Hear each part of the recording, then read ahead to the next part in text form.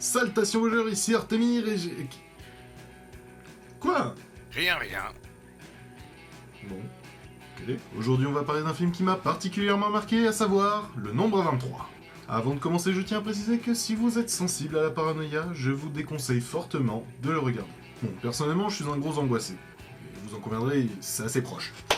Bah, je peux vous dire qu'après le premier visionnage, j'étais pas super bien. Bon, certes, j'étais vraiment à fond dans le film, mais je vous prierai de bien vouloir prendre mon avertissement au sérieux. Ou alors, t'es juste une grosse tapette. Ah tiens, je me disais bien que t'avais pas encore ouvert ta gueule pour dire une connerie, toi. Donc, Le Nombre 23 est sorti en 2007 avec Jim Carrey en tête d'affiche. C'est simple, c'est ce film qui m'a fait me dire que cet acteur est un dieu et qu'il peut absolument tout jouer. Tout le film se base sur la paranoïa du nombre 23. En gros, quand on est maudit, on le voit partout. Que ce soit dans la rue, sur les plaques d'immatriculation ou même dans son propre nom. Ouah. Bon, ok.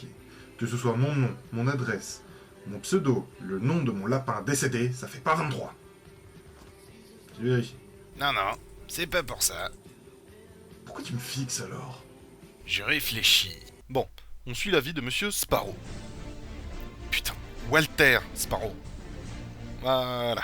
Donc, il travaille pour la fourrière pour animaux et par une succession de coïncidences qui sont dans l'ordre, mettre un vent à sa collègue qui, à cause de ça, va, au début du film, l'envoyer sur une mission alors que son service est terminé. Comment? Vous vous en foutez?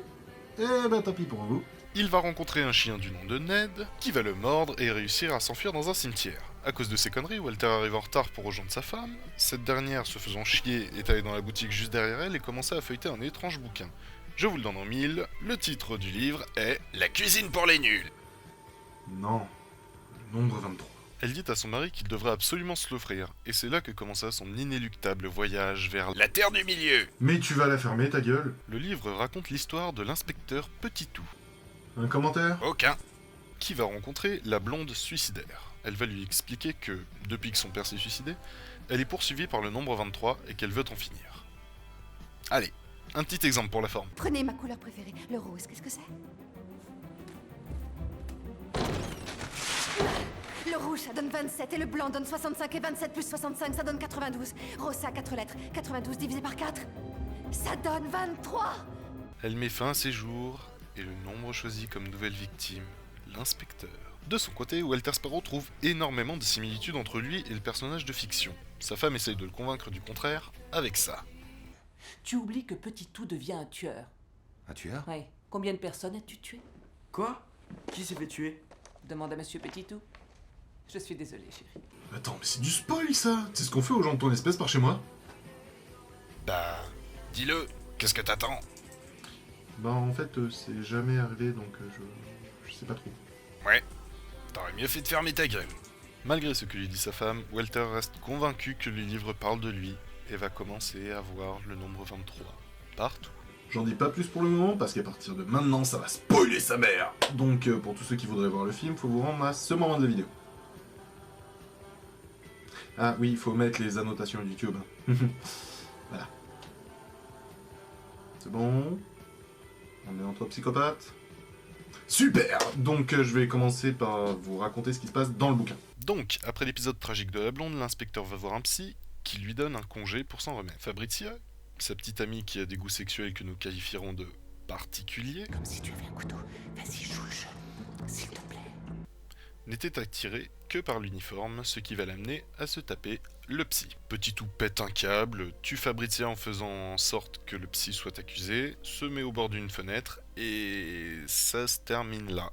Le chapitre 23 n'est pas dans les pages du livre. Dans le monde réel, Walter découvre une affaire similaire, un professeur qui a été accusé pour le meurtre d'une de ses élèves avec qui il avait une relation. Il va alors le voir en prison, malheureusement sans résultat probant. D'ailleurs, ça me fait rire parce que c'est le même acteur qui joue Lucifer dans la série Supernatural. Le fils de Walter, oui, il a un fils, mais il est pas du tout exploité. En fait, s'il n'existait pas, ce serait pareil. Bref, il découvre l'adresse d'une boîte postale dissimulée à l'intérieur du livre. Ils font une fausse commande à cette adresse, et un vieil homme se présente. Il l'interpelle, et ce dernier se suicide. Madame Sparrow dit à son mari d'éloigner leur fils, et le vieil homme, avant de mourir, dit à la femme d'aller dans un certain institut. De son côté, Walter fait une découverte. Tous les 23e mots de chaque 23e page, visitez Casanovas Park, creusez sous les marches du paradis.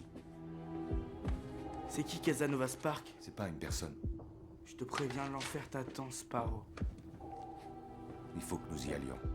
Il se rend donc à l'endroit indiqué avec son fils et découvre un squelette. Ils partent chercher la police, mais à leur retour, le corps a disparu. À leur retour chez eux, Walter remarque de la terre sous les ongles de sa femme et se rend compte que beaucoup de coïncidences prouvent qu'elle pourrait très bien être l'écrivain. De plus, elle avoue avoir déplacé le squelette avec l'aide de son ami. Est-ce que vous êtes prêts pour les grosses révélations? C'est parti. En réalité, l'écrivain n'est autre que Monsieur Sparrow lui-même. En effet, dans l'institut psychiatrique indiqué par le vieil homme, Madame Sparrow découvre une malle avec le nom de Walter. Découvrant ses anciens effets personnels, Walter pète un câble et va se réfugier dans un certain hôtel. Il demande expressément la chambre 23 et découvre, derrière le papier peint, le 23e chapitre de son livre où son ancien lui explique tout. À la base, ce devait être une lettre de suicide, mais la réalité étant déformée pour son esprit malade, il enjoliva les faits. Il était en couple avec la fille assassinée, mais à cause du nombre 23 qui le rendait fou, elle le quitta pour le professeur.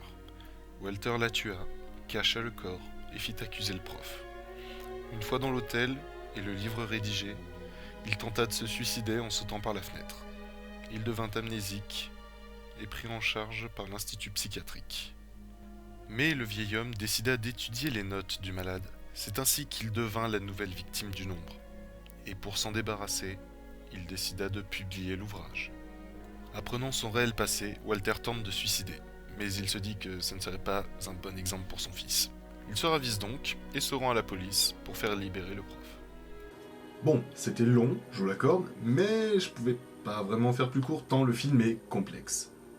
On est devant une œuvre comme on aimerait en voir plus souvent, entre son putain de scénario, son Jim Carrey au top de sa forme, et son déroulement en deux parties, la partie livre et la partie réalité. On se plonge donc très facilement dedans, que ce soit dans le film ou dans le jeu de la paranoïa. Donc je le redis, si vous êtes paranoïaque, ne regardez pas ce film, ou alors pas tout seul, s'il vous plaît. Moralité de ce film, lire des livres peut détruire votre vie. Alors mieux vaut se bousiller les neurones devant les téléréalités. Ah putain, ça y est, Quoi? j'ai trouvé ce que je cherchais. À ton avis, pourquoi les blondes font des vidéos sur YouTube?